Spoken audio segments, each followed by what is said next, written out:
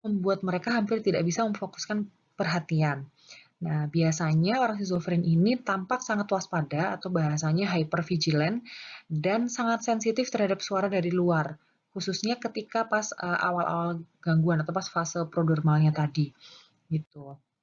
Nah, kalau gangguan persepsi ini paling umum adalah halusinasi, di mana dia mempersepsikan atau merasakan atau menginterpretasi uh, sensori yang dialami, misalnya merasa mendengar sesuatu atau melihat sesuatu gitu ya, yang sebenarnya itu nggak ada gitu. Bentuknya macam-macam, ada yang auditori, ini yang umum banget. Auditori jelas mendengar ya berarti ya. Kemudian taktil, kalau taktil ini lebih ke sensasi yang ada di kulit gitu. Misalnya kayak kulitnya jadi ngerasa geli padahal sebenarnya nggak ada apa-apa. Ngerasa kayak dirambatin sesuatu padahal nggak ada apa-apa. Merasa seperti terbakar atau tersetrum padahal sebenarnya tidak terjadi apa-apa gitu. Kemudian halusinasi somatis, nah ini misalnya dia merasakan seperti ada ular yang melata di dalam perut gitu ya misalnya.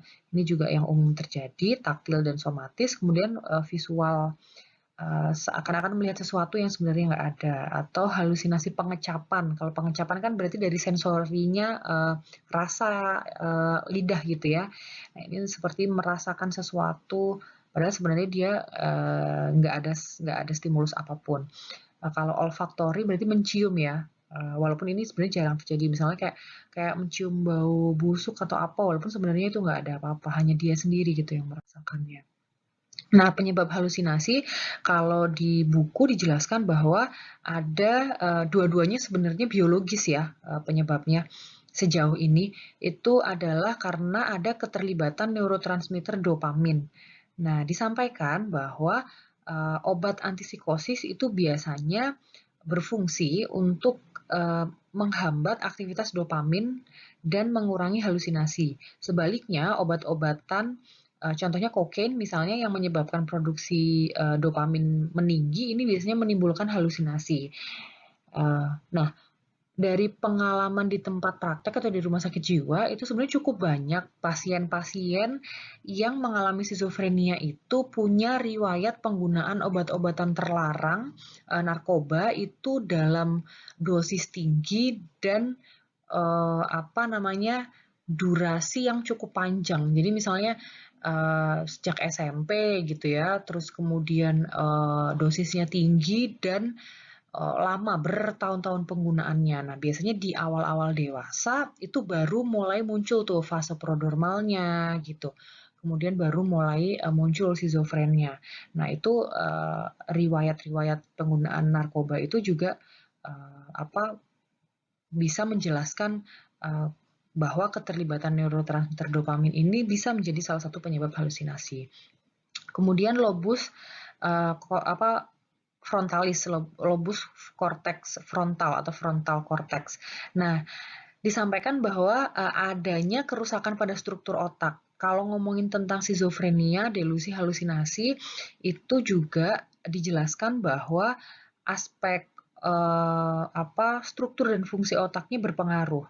Utamanya yang lobus frontal cortex karena dia fungsinya kan untuk membedakan gambaran antara kenyataan, imajinasi, dan halusinasi. Nah, biasanya kalau bagian situnya rusak, dia tidak mampu membedakan antara ketiganya, sehingga dia menciptakan realitasnya sendiri. Gitu.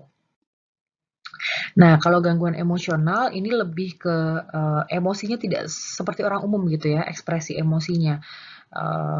Misalnya afek datar atau yang tadi disampaikan afeknya berlebihan atau tidak pantas. Gitu.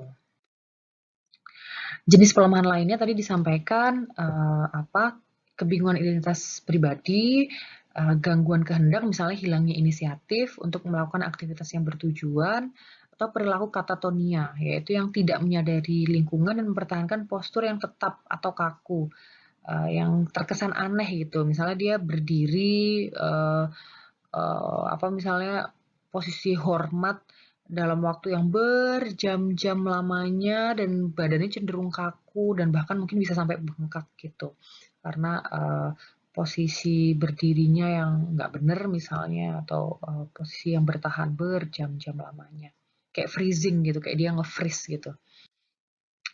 Nah, berusaha sebenarnya dijelaskan kenapa bisa sampai orang tuh mengalami schizophrenia dari perspektifnya 4 teori ini. Kalau psikodinamika, itu seperti kita udah belajar di teori kepribadian, makanya kenapa penting belajar teori kepribadian dan perspektif teori utama di dalam psikologi. Nah, itu disampaikan bahwa orang yang mengalami schizophrenia ini egonya dibanjiri oleh id. Nah, tahu sendiri bahwa impuls di dalam id itu kan dia terdiri dari apa insting-insting primitif ya yang tidak pantas gitu. Nah, impuls apa misalnya seksualitas, agresi dan lain-lain.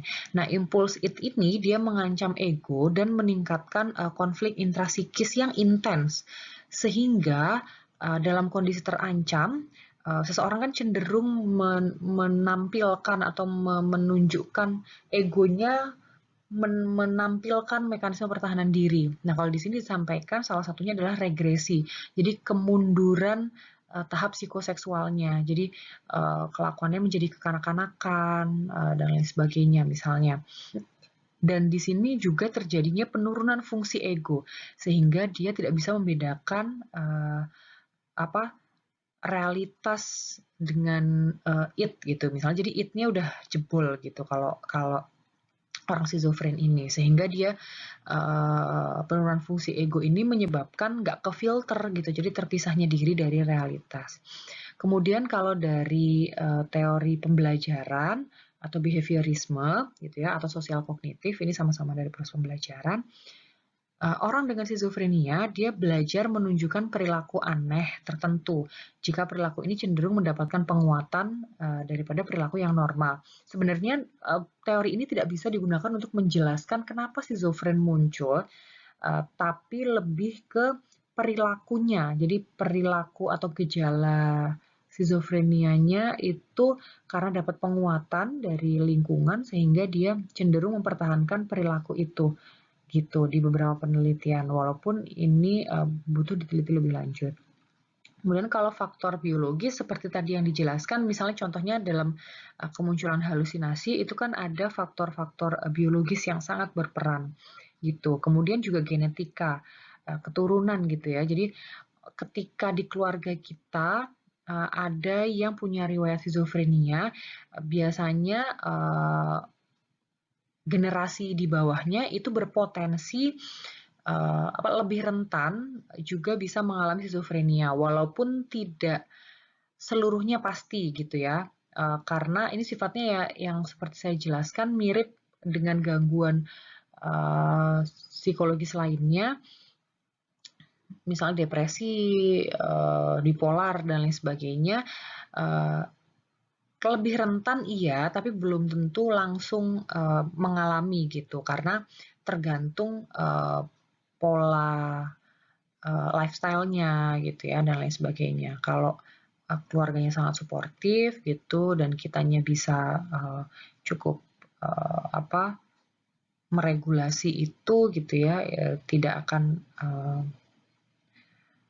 terdampak yang signifikan juga gitu. Terus kemudian tadi ya keterlibatan neurotransmitter dopamin yang dijelaskan. Kalau untuk teori keluarga, nah ini disampaikan bahwa fokusnya adalah ke pola komunikasi di dalam keluarga. Ketika terjadi pola komunikasi yang menyimpang dalam keluarga, misalnya kayak sering dapat komentar yang negatif, itu berpotensi dapat memunculkan simptom schizophrenia. Ada dua hal yang dibahas yaitu communication deviance dan express emotion. Nah, sebenarnya bisa dibaca ya di bukunya, tapi yang jelas kalau penyimpangan komunikasi communication deviance itu adalah pola komunikasi yang tidak jelas, samar, mengganggu atau terfragmentasi, terpecah-pecah gitu ya, yang seringkali ditemukan pada orang tua atau keluarga pasien schizophrenia gitu. Jadi pola komunikasi dalam keluarganya tuh nggak jelas atau kadang juga nggak konsisten gitu. Sehingga membuat seseorang itu cenderung bingung gitu. Atau disampaikan juga di sini orang tua yang cenderung misalnya tidak memberi kesempatan pada anak, gaya bicara itu misalnya menyela, kemudian komentarnya negatif, intrusif gitu ya, itu juga berpotensi seperti itu. Terus kemudian juga express emotion, kalau ini lebih ke apa ya, ekspresi emosi dari si keluarga, kan ngomongin tentang pola komunikasi keluarga. Ini adalah pola dalam merespon anggota keluarga yang mengalami skizofrenia lewat cara yang kasar, kritis, dan tidak suportif gitu. Jadi misalnya orang tua atau keluarga yang apa namanya, atau pasien skizofrenia yang tinggal di lingkungan keluarga dengan express emotion yang tinggi, dia memiliki resiko 2 kali lebih besar untuk kambuh dibandingkan pasien dengan express emotion yang rendah. Gitu. Nah, ini sebenarnya di luar negeri ya penelitiannya, tetap dari buku Nevitt sebenarnya, cuman Nevitt ngambilnya dari sumbernya yang ini. Nah, itu yang disampaikan tadi sebenarnya genetika, bahwa resiko keluarga skizofrenia itu dia lebih tinggi. Kalau di sini kan dilihat prevalensinya yang paling tinggi itu ketika dia kembar monozigot gitu. Artinya kekerabatannya itu atau aspek genetikanya itu paling identik satu sama lain gitu ya.